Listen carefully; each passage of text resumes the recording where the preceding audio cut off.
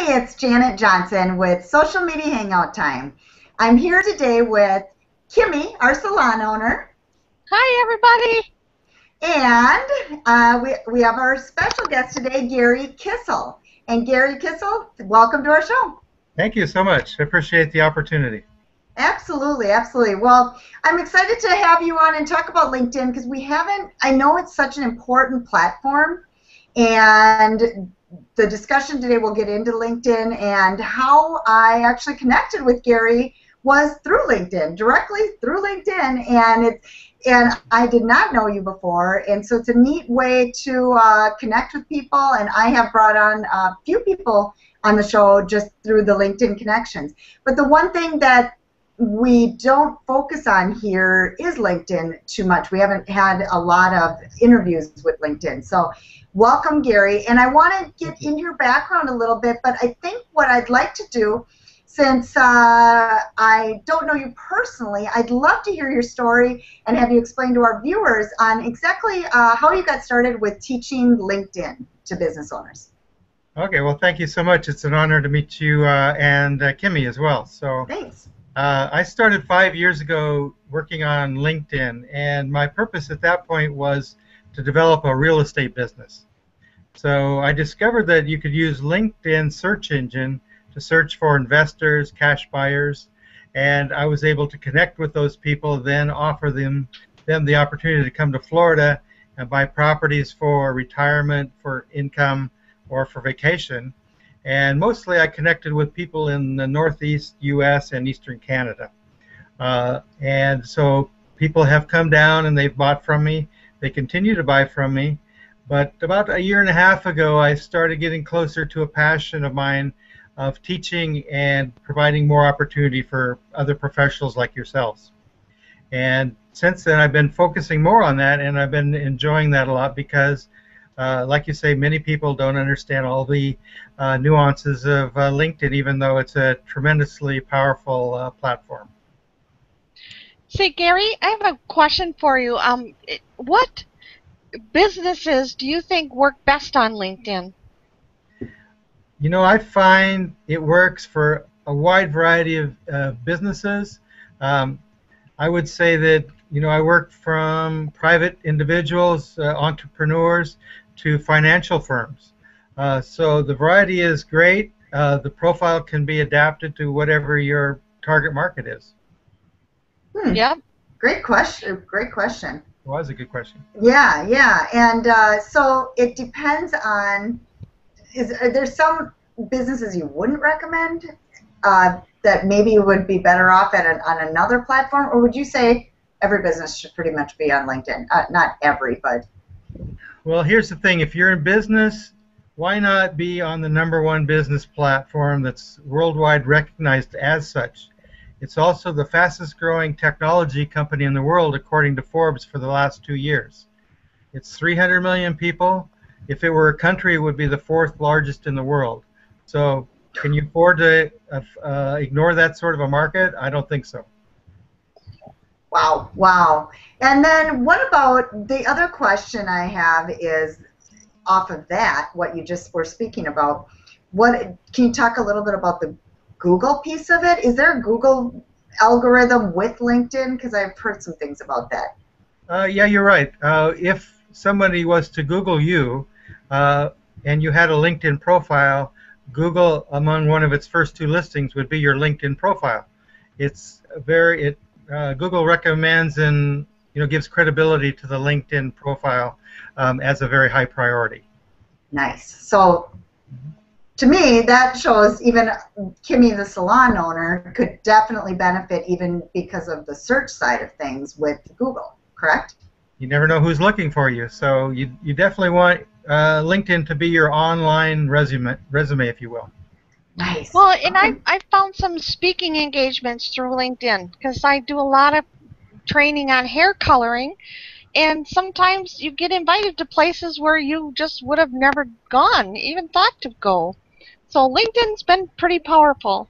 Well, congratulations. Yes, there's a million doors that get opened, and I'm learning new avenues all the time. So let's go back to your real estate experience. As a realtor, how did you become so successful on LinkedIn? What were some of the things that you did? Uh, I targeted my market. That would be the main thing that I did. And I knew that I wanted to have a special niche in real estate. I didn't want to work locally, but I wanted to attract people from outside of my local area, which is South Florida. And so I started off generally looking for investors. And then I found out that there was a very rich market in the Northeast U.S. and Eastern Canada because there's a weather difference, the economies were extremely different, and Florida offered a good value to them. So those targeting efforts really paid off for me. That's terrific. And you did all that targeting through LinkedIn? I did, yeah. Okay. Can you expand on that a little more? Like what you did, try to explain to the viewers exactly, like break that down a little bit? Sure. Well, for me, it was a discovery. 5 years ago, LinkedIn wasn't nearly as popular or as credible as it is now. But I started finding out that their search engine was very, very powerful. And LinkedIn, by the way, is one of the top 10 websites visited worldwide. So when I found out that you could put more than just the name of a person in the search engine, you could put a category or a different topic, it opened up the world to me. So like I said, I started looking for investors, people with cash, people that could buy quickly. And then I started connecting to people that had those attributes. And then I was able to offer them bargain properties here in South Florida and attract the investors to come and buy from them. That's great. So did you use the tagging functions in LinkedIn? Did you do a lot of tagging and follow-up? I did a lot of follow-up, not a lot of tagging. I kept it pretty simple, and I found it pretty easy. The number of connections available were enormous, and I could pick and choose those people that we had an affinity together, and it was very easy to find common interests that we could develop a relationship on. And the bottom line in using any of these social medias is to build relationships. Absolutely. Mm-hmm. Exactly. So why did you choose LinkedIn over other platforms? Like what drew you over to LinkedIn? Oh, that's a good question. I left the corporate world, so I had a business background, and to me, LinkedIn, as it is now, is still the most focused business platform available. And I just focused on that. I've continued to focus on it because it's been successful for me, and continue to grow my business and my clients' businesses through LinkedIn. So I don't really have a need to be a guru for all the other platforms. LinkedIn is enough for me. It worked great for you, so that's proof in the pudding. Exactly. Well, kudos. It's nice to be able to focus on one platform. It's a challenge to focus on more than one, but that's what we do. We do multiple, but the one I guess I haven't focused on too much yet is Instagram, because you just can't do it all. And now because they've become so robust, just LinkedIn alone, it's almost a full-time job just learning it. Just LinkedIn, and then there's the Facebook and what changes every day, so that's awesome. It's great, good that you niched yourself within LinkedIn. Well, it keeps changing too. So I play around a little bit on Pinterest, but LinkedIn, just 2 months ago rolled out a whole new publishing platform, a new feature. So almost anybody can become an author now on LinkedIn. So it's changing endlessly. Can you talk a little more? Oh, sorry. I just wanted to hear a little more about the publishing platform. Can you expand? Expand on the publishing platform a little bit and what it can do for people? Sure. It was a feature that was primarily reserved for very key influential people like Richard Brannigan or Bill Gates. And so they could post their articles and their information there, and people then could subscribe to it. But now that feature is being rolled out so that everybody can write a post about whatever expertise they have in their business or in their knowledge, and then they can post that. It becomes part of their profile permanently, and their whole network can see those posts. and it builds up a credibility. It helps establish people as an expert in their field. Great. And Kimmy, you had a question too? Yeah, and with the publisher, I've seen that you can almost do everything with publisher that you could on a blog post, like video, linking, images, so it's not just text-based. That's true, yes. And in general, LinkedIn has become a lot more graphic and video friendly in the last year and a half. So it's become a lot more dynamic and, if you will, a little more like Facebook in terms of its visibility. So profile, do you have some specific, maybe give us a couple tips on, you know, setting up that profile and what you'd suggest you really have to do? So you want some LinkedIn secrets? Yeah. I have 59 LinkedIn secrets, but I'll give you a really top 10 secret. Awesome. Okay. Cool. And that is at the top of your profile, where people see you prominently, maybe for the first time. There's a picture, then there's your name, and then there's an area underneath the name called the headline. Yep. Most people use that to talk about their position or title. I'm the president of, I'm the owner of, I'm the manager of. But if you change the mindset about that a little bit and talk about your benefits and your features, you'll be seen as a unique individual and more interesting, and therefore draw more people into your profile. The other thing about the headline is it's often underutilized. 120 characters can be put in there, so it's almost 2.5 lines of information. Very important real estate on LinkedIn. That is a great tip, and I think how many people get that wrong? About 90%. That's what I'm thinking, exactly. And I don't want to look at mine right now, but I will after this. I'm probably one of those 90. That's great. If I could just add, in general, people should make their profile client or customer focused. Yep. Too often it's more focused about themselves or their position, you know, what I've done, blah, blah, blah. That's a mistake. Love it. Kimmy, you have a question? Yeah, I just wanted to say I noticed that you had your phone number in your headline. Have you noticed the difference when you put that in versus not having it? I sure do. To me, it sends out a message that says I'm open for business. A lot of times when I try to connect with professionals, I'll find that they don't have a phone number, they don't have an email that's easily findable. So I'm forced to look at their website or sign up for a newsletter. And why should it be so difficult? Yes, my number's in the headline very prominently, so it's very easy for people to connect to me. Nice. Now, it sounds great, but I'm always nervous about that. And maybe it's because I'm a woman. I don't know. You know, it's just, I don't like to put my phone number out there because I actually use my personal number for business too. So it's kind of a catch-22 for me. I don't need the whole world calling me, you know. Well, so, did you want me to tell everybody what your phone number is, Janet? Come on. We can do it right now. No. So I don't know. I mean, that's the only thing I would say, you know, unless you have a 1-800 set up specific for your business or that kind of thing. What would you suggest there? Is that? Yeah, I would say you'd want some sort of a screening system, but you want to make it easy for people to reach you one way or the other. Absolutely, absolutely. That's a great point. Certainly nobody wants to be harassed. Yeah, exactly. Okay, well, and then we were going to keep going. Go ahead and keep going. You gave us a couple of tips. You said you had 59. You were going to give us 10. Let's keep going. I will give you another tip about growing your network. Okay. You know, LinkedIn's policy is that they don't want you connecting with people you don't know. Well, hello, it's a networking tool. So how do you do that?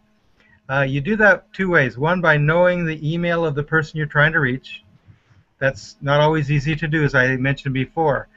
But one really easy way of connecting with people without knowing their email is to join groups.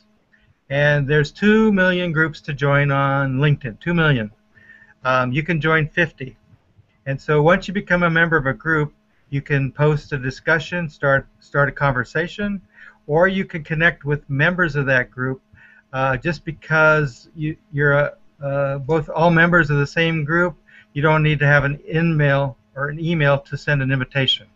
So that's a big tip. You can grow your network really quickly that way.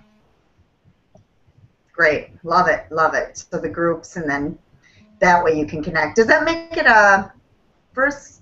Does that make it a first connection, second connect? Well, you don't have to put in the email, is what you're saying, when you're connected to them in a group, correct? You'd be connecting with your level 2 and level 3 contacts, Okay. because Okay. you would use it for your level 1s. Perfect.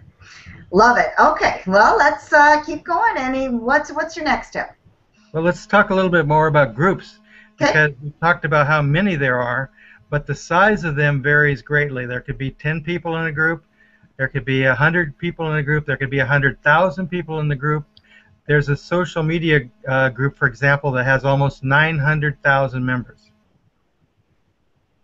900,000 members. That's a lot of people, but is that the actual group you want to be participating in? Like for us, should we participate in a social media group, or should we participate in the groups where our clients are going to be? Depends totally on what your target market is. Yep. I would think you would benefit from the exposure of 900,000 people. However, Show. you can have a For mixture. sure. You can have a mixture of interest and targets where your customers are hanging out. I'd recommend some diversity in the choices of your groups. Love it. Yeah, because you can learn from your peers too. So it can be a learning experience. Like one that I really like is social media examiners. They've got a large group, and it's peers. So that's a great question though, Kimmy, because you want to mix it up, is what you're saying. So do some of your target market and some maybe peers where you can learn and teach and get to know other people. Right. That Kimmy's pretty savvy there. Hey, I've been working on this, I tell you. Yeah, I can see your hair going. That's great. Okay, well, and then what other strategies what if somebody came on and needed to really grow they've never, they set up their profile. What would you say those first steps are to do after, is it the groups? Is it your profile's looking good, supposedly, and what other things would you say would be their next step? Well, I think the primary attention needs to be on your profile. So there's a lot of categories that many people miss when they're setting up their profile. For example, if they have certifications or honors or groups that they're involved in, organizations, all those things can be added, and once they're added, it'll give your profile a lot more prestige and credibility to yourself. So that's something that a lot of people miss. They're anxious to get on to growing their business, but everybody's going to come back to your profile, so the time spent there is well invested. And not forgetting to go back there too, I kind of think is another. How often would you say people should go back and just take a look at their profile? And I'm 100% guilty of not going back, but yeah, well, I'd say at least once a month. Once a month, okay. Or if an event happens where they want to add that, correct? Because they can change and add different clients and add different milestone type things to it too. You can edit it all the time, and there would be things that you're thinking about that you hadn't thought about when you first set it up that you think, oh, okay, I can add that. So it's kind of a living being, if you will. Okay. Not like a website where you just want it to sit there. You actually want to update it once in a while, huh? That's exactly true. And you want to change up your headline and change up some of the pictures you have so that it's always dynamic and exciting. Can you expand on, I always see somebody, when they do update their profile, I get an alert, and it goes, sometimes things come out to me of people I'm connected to. Can you talk about that a little bit? Sure.